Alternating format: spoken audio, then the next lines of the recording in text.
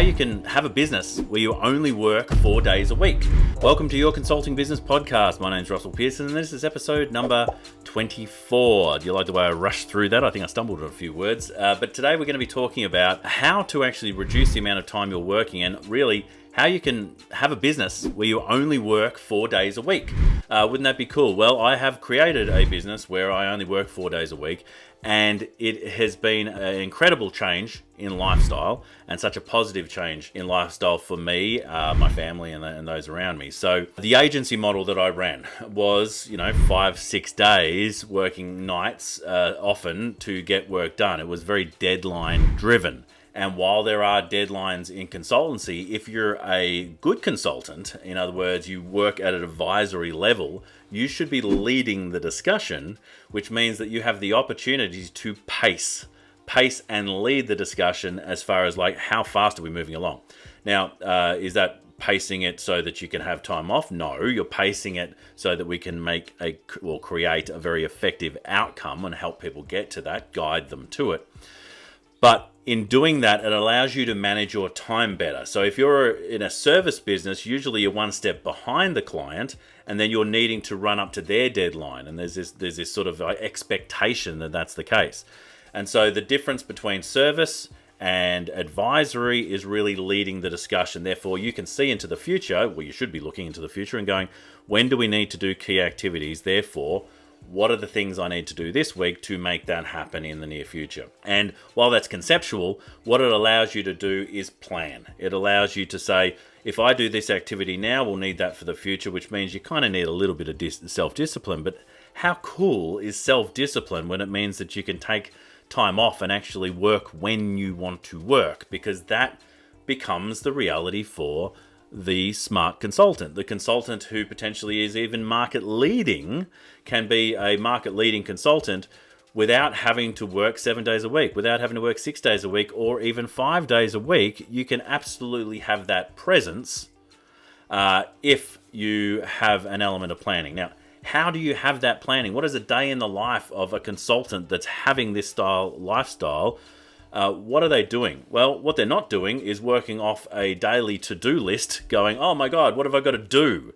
There should be a better planning in process. And I think the basic structure of that is being very good with your diary and your ability to manage your diary in two ways. Number one, being able to put default tasks in your diary. If you've never heard of a default diary before, it's those key tasks which are important but maybe not urgent that you put in the diary with the most important person in your business, which is you, right? So if you believe that your client is the most important person in the business, then guess what? That client is going to take time away. You're going to allow them to take time away from when you're actually working on the business and the future opportunities for them, because you'll just be falling into line in the service setup where there's an expectation on you from the client. And that's not the case for smart advisors. So what does a traditional day look like? Well, let's take me. Okay, so I get up this morning. I tend to get up a little bit early because I want to have some routine. And I often hear of you make your bed as the first win of the day. Well, mine is actually to go and do a bit of exercise, and I have two different types of exercise routines. Okay, so we'll just put that to the side. Having some form of routine, whether it be meditation, whether it be yoga, whether it be making your bed, whether it be journaling, I don't mind what it is, but I think having something to kick the day off where it's like, all right, I need to do this one thing and then the day starts, really enables you to start that self-discipline journey. And it means it's not one about motivation, it's about discipline, which is a little bit different. So you action the one thing, whatever the one thing is. Well, for me, it is doing that one piece of exercise, and it could be as simple as a push-up or a sit-up. But what I've actually got right now is I'm in the middle of a program, so I just do that program. I just do it, and sometimes I don't want to do it, and so I reward myself by having something on a television while I'm riding the bike or doing some of the HIIT type exercises where I can be doing enjoyable education or enjoyable what do we call that? It's not just education. Sometimes it's edutainment. So there's a lot of fun type educational resources I use. So I sort of get two things happening at once. But that gives me motivation on top, which is really nice to have those two things together. So we get up in the morning. Great. Fantastic. But what happens after that? Well, you've got to eat. You've got to make sure you eat those things. Sometimes making sure that you have some structure to your nutrition just can make sure that you don't have those ups and downs based off your glucose levels. Based off I'm feeling high energy, I'm feeling low energy. Have something to manage those things. I like to think of it as buckets. I put things in buckets so I don't have to worry about them. That's what's so good about the diary. So I go, all right, getting up, there's my bucket. All right, what is it? All right, well, it's exercise because that's the bucket I'm working with right now. Food, all right, it fits into this bucket. Now, I love food. I would play all day long with food and create amazing meals and spend really good time on it. And I do outside of my work days. But the average day I'm talking about is one of those 4 days that I'm on. And traditionally, Mondays and Tuesdays is when I'm on. Wednesday is a development day, and then Thursday and Friday I'm on. So there's the 4 days a week piece. So we then look at the diary, and I make sure that I know where I need to be and what I need to do, and I make sure I look through that diary, not just to today, but into the next day to say, is there anything that I need to prepare for that I haven't already set up a to-do list around or a diary appointment with myself around? So a lot of the day is very much run from that diary. Now, one of the mistakes I made early in my consulting career, and I think it's useful for each of you to get this one, is I don't allow other people to manage my diary. And I'm not talking about like an EA, an executive assistant or anything like that. I'm actually talking about clients and prospects. So when people can book a time into my diary, I've got very clear times that people can actually book conversations in with me so that number one, it doesn't mess up my morning routine. Number two, it doesn't mess up any of the activities that I already know that I want to be doing in my diary. I lock them out. I lock the default areas out. So I'm quite clear that if anyone's going to book time in with me, they're in areas where I want it to happen. Early days, I left it wide open, and people would book, 7 o'clock appointments with me and like 10 p.m. appointments with me, and then they book them over the top of things that I was already doing because I didn't put them in the diary. So management of time management, becomes one of the absolute keys to being an effective manager. So you're managing your time and you're managing client future, right? Those are the two activities that I think about on a daily basis.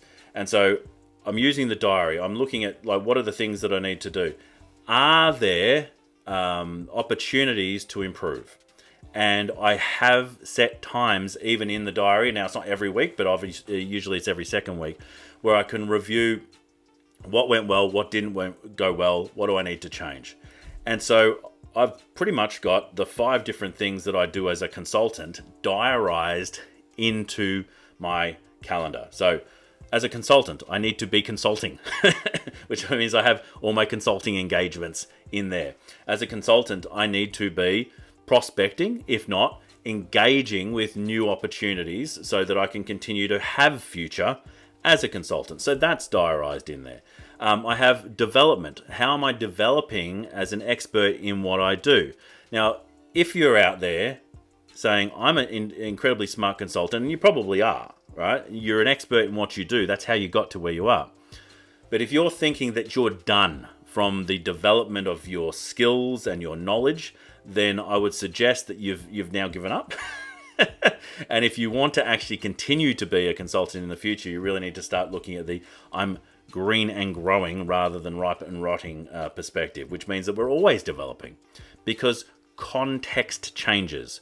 Things change. So the way we communicate what we do, the way we do what we do, will change depending on circumstances, business environments, what's going on out there, what's happening for you as an individual, context for the client. So the context will often change, which means as professionals, if we want to really stay at the top of our game, we need to be developing. So I have development in there, right?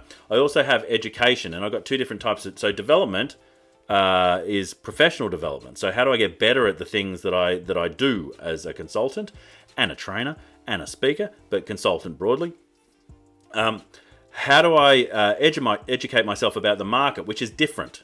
How am I learning more about the market? How am I engaging with the market? Now that can come into as much conversations and interviews and other initiatives that you're doing to continue to be in touch with the market and see where it's going. But that allows you to be that market leading consultant.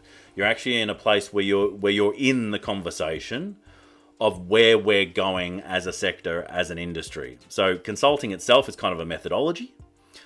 Each consultant will actually have their own sector or industry that they're working with. What are you doing to actually understand your client better? And then the third piece that the third, we've already done three. The fourth piece I look at is actually how can I develop my IP further? Now, that's something I didn't used to do. And it has been really, really valuable to do that. Now, there are two different ways that I do it.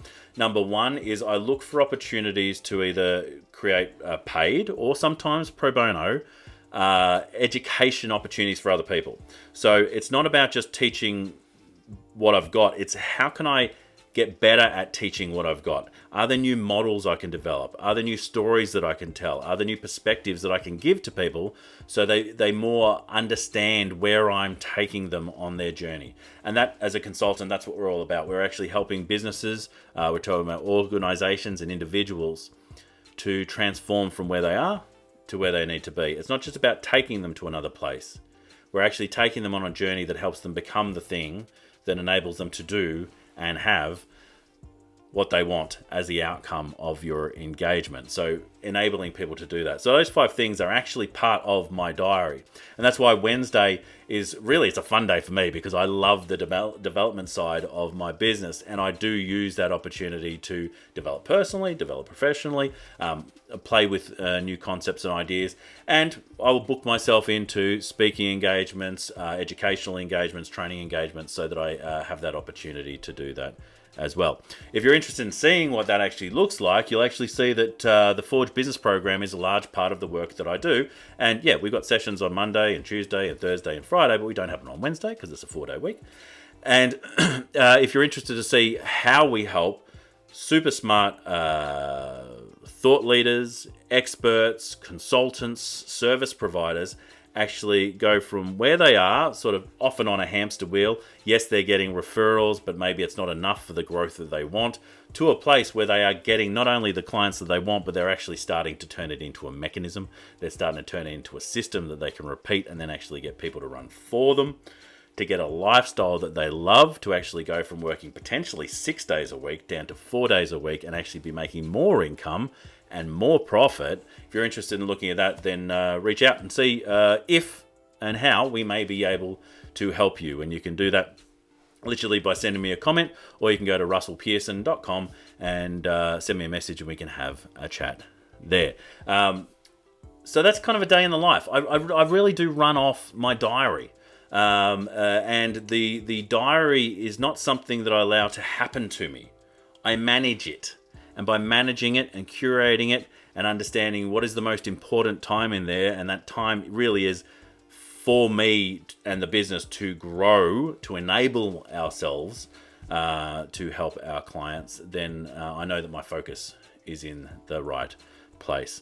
And if you're interested in knowing more about how I do these consulting, you can check out other podcasts, other episodes of this podcast from consultingbusinesspodcast.com. Or you can just simply hit the subscribe button either here on YouTube if you're watching it, or on the podcast platform that you're listening to. Please hit the subscribe button so that we can continue to be in your listening ears and in your listening face for episodes to come. My name is Russell Pearson. That's SSL, the way Russell should be spelled. Stay passionate. Till next time. See you on the next one. Bye for now. Thank you for joining us on Your Consulting Business Podcast. Make sure to click the subscribe button for future updates, and also make sure to go to consultingbusinesspodcast.com for goodies made especially for you by yours truly. I will see you on the site.